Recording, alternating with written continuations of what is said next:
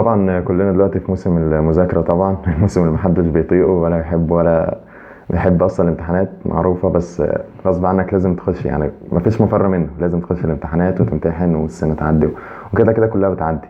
بس انت مبتبقاش حابب المذاكرة ولا بتحب جو بقى الزنقة او الامتحانات والكلام ده، وفي نفس الوقت مضغوط عشان عندك امتحان وخايف وعايز الدرجات ومش حابب المذاكرة ولا عارف تذاكر من كام، مش عارف تطلع بأحسن نتيجة، مش عارف تجمع معلومات وخايف الامتحان الصبح أو وراك امتحان فالدنيا بتبقى متلخبطة ومتشتتة معاك. فإن شاء الله في الفيديو ده هنقول كام طريقة كده أو نصيحة تحاول تظبطهم بحيث يساعدوك يعني مذاكرة، يحسنوا أداك في المذاكرة يعني بمعنى صح، أو يخلوك تعرف تذاكر كويس وتحصل أكتر عشان الامتحانات يعني. فخلينا نخش في الفيديو على طول عشان وقتك برضو كده. فأول نصيحة، أول حاجة جربها هو غير طريقتك، غير طريقة المذاكرة أو جرب طرق كتير. ليه؟ لان انت ما تعرفش المعلومه او الماده اللي انت بتذاكرها دي ايه احسن طريقه للمذاكره ليها. انت مثلا بتذاكر بطريقه معينه وهي عشان كده حاسس بصعوبه او مش عارف تحصل معلومات، في نفس الوقت انت مش عارف دماغك بتستوعب بأنهي طريقه او بتحب أنهي طريقه في المذاكره. فانت قاعد مثلا طريقه معينه، مثلا ايا كان حفظ مثلا، بتمسك كتاب تحفظ وهي الماده مش عايزه كده خالص، فتلاقيك مش عارف تجمع ولا حاجه، في نفس الوقت مضغوط وزهقان وبتاع. فحاول تجرب طرق كتير، تعدد الطرق في المذاكره عشان توصل للطريقه الماده دي تتجمع بيها او تذاكر بيها، وتوصل للطريقه اللي دماغك بتحب يدخل بيها المعلومه، لان دماغك عشان المعلومه تخش محتاج كذا طريقه.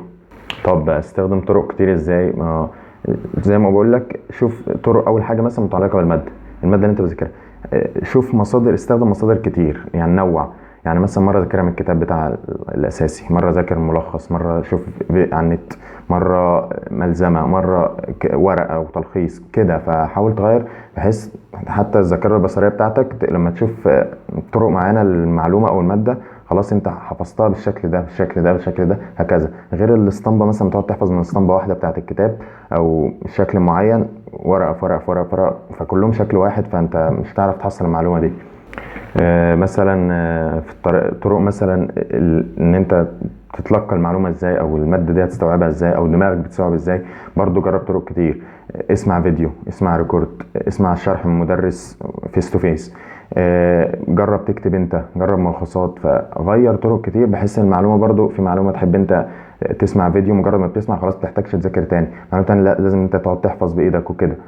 مثلا جرب تحل في معلومات ما تثبتش غير بالحل، يعني اقرا معلومه مره اتنين وحل كذا مره هتلاقي المعلومه ثبتت. النصيحه التانية بقى وهي ذاكر كذا حاجه، ما تقعدش مده معينه او الوقت اللي انت ذاكر فيه على ماده واحده او باب واحد او حاجه واحده معينه مده كبيره. حاول تنوع، يعني ساعه هتذاكر مثلا على سبيل المثال ساعه ونص مثلا، ما تقعدش الساعه ونص على ماده واحده او كتاب واحد او حاجه واحده.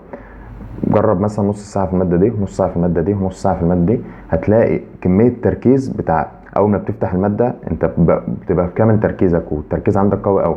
لو فضلت الساعه ونص كاملين فيها بيبدا التركيز يقل لحد ما تيجي نص ساعه في الاخر، اخر نص ساعه دي انت مفيش خالص عشان مليت من الماده، دماغك خدت عليها خلاص. انما لما بتيجي تفتح الماده، اول ما بتفتحها تبقى كل تركيزك عشان انت لسه في البدايه، فانت بقى هتاخد البدايه دي بتاع من كل ماده، هتاخد نص ساعه الاولانيه من الماده دي ونص ساعه الاولانيه من الماده دي ونص ساعه الاولانيه من الماده دي، بدل ما تقعد ساعه ونص كلها على ماده واحده هتستفاد بنص ساعه الاولانيه بس. هو يعني بتستفاد برضو منها، بس الفكره ان تركيزك بيألف الحاجه اللي قدامك دي، فخلاص تبدا تتعود عليها بقى، مش دماغك مش هتستوعب اكتر زي ما بتبقى لسه بادئ. والكلام ده يعني الصراحه عن تجربه يعني جميله قوي، انك بتحس ان كل ماده لسه فريش كده، فانت بتاخد الاسترايك الفريش اللي في الاول ده بس. النصيحه الثالثه بقى الصراحه هي مش نصيحه، يعني هي حاجه اساسيه، حاجه اساسيه في المذاكره، يعني هي كانت المفروض تبقى رقم واحد اصلا وقلناها كتير جدا واتكلمنا فيها كتير، بس هي يعني طالما هتذاكر يبقى لا تخلو منها، وهي فكره ان ركز في حاجه واحده، ما تشغلش بالك بحاجتين ثلاثه او اكتر. تقول لي طب دي متناقضه مع اللي قبلها مثلا اللي هو ذاكر كذا حاجه؟ لا، بقول لك ركز في حاجه واحده، قصدي على المذاكره، كونسيبت المذاكره بس، يبقى ركز في المذاكره.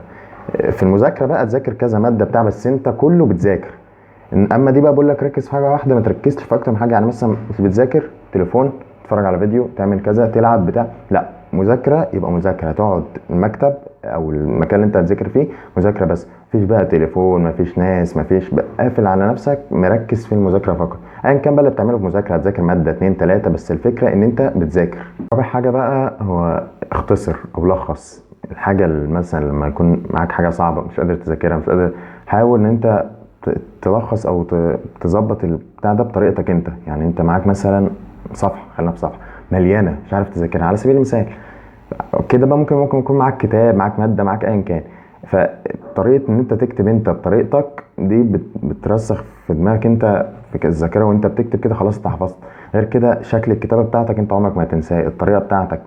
لخصت مثلا، لو عندك مثلا بوينتس كتير، حاجات لازم تحفظها، لما بتلخصها تحاول مثلا تاخد من الكلمه دي والكلمه دي والكلمه دي، فانت بتبقى سهلتها على نفسك قوي. فحاول تستخدم فكره التلخيص دي، او ان انت تكتب بطريقتك، او تصغر الحاجه الصعبه اللي معاك دي، ما تقعدش تحفظها صم زي ما هي. خامس حاجه بقى هو اختبر نفسك. اختبر نفسك باستمرار وانت بتذاكر.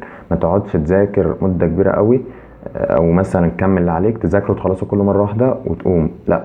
في النص كده، قسم مثلا كل فتره اختبر نفسك على اللي انت ذاكرته.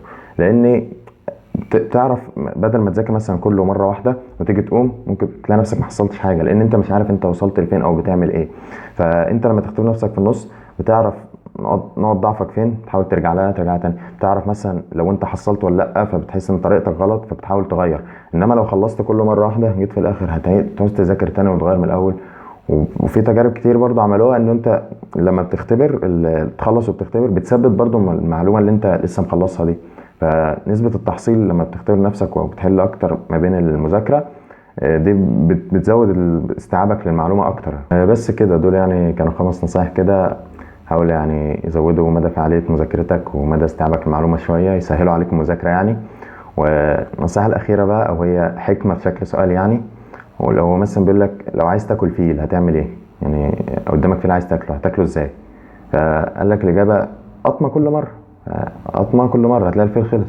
فهي الفكرة كلها، ما تستكبرش الفيل او ما تستكبرش الموضوع او المادة اللي معاك، استصغر القطمة. فانت كل مرة تاخد القطمة دي ولا حاجة، فكل حاجة خدها بالراحة او واحدة واحدة، فهتلاقيها خلصت بسهولة. يعني ما تستكبرش او تستصعب الموضوع، لا، ابدأ فيه خطوة بخطوة بالراحة، حاجة حاجة كده، هتلاقيه خلص عادي.